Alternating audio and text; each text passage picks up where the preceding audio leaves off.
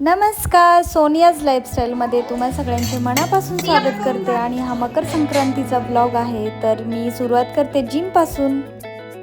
जिमवरून आल्यानंतर मी आंघोळ वगैरे करून लगेचच देवपूजा करून घेतली, कारण की देवपूजा केल्यानंतर घरातलं जे वातावरण होतं प्रसन्न ते मला फार आवडतं.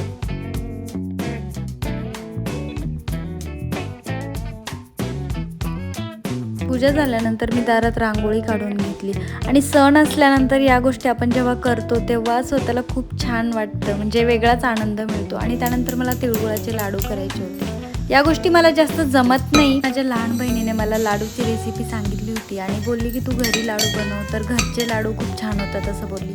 तर म्हटलं चला आपण पाहू करून कसे होतात. तर मी इकडे तीळ भाजून घेतले आणि शेंगदाणे भाजून घेतले. तीळ, शेंगदाणे आणि गूळ मिक्स करून मी लाडू बनवले. तसे तर हे लाडू खूप इझी वाटले मला बनवायला. तर तुम्ही पुढे पाहू शकता मी कसे बनवले. खाऊ नाही शकत पण पाहू तर नक्कीच शकता.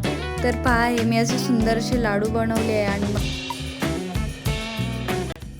आज पूजेचा मुहूर्त लेट होता, 3च्या नंतर पूजेचा मुहूर्त होता. तर मी इकडे पूजा वगैरे करून घेतली. घरातली पूजा करून मला मैत्रिणींना खाली सोसायटीत वाण द्यायला पण जायचं होतं.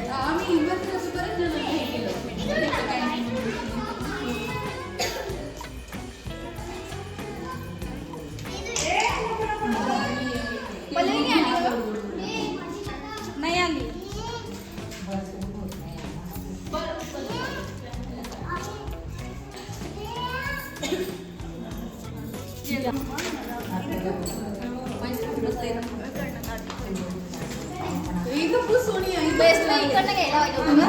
करा तुम्ही, मी घेतो.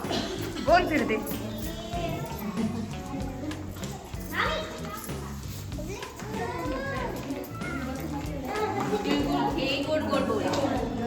घरी आल्यानंतर अपर्णाच्याच घरी पुरणपोळ्या करून आम्ही इकडेच जेवलो. जेवण नाही वाढणार तुला, तू लगीन. चला तर मित्रांनो, भेटूया नेक्स्ट ब्लॉगमध्ये. तोपर्यंत स्वस्त राहा, मस्त राहा. Bye bye.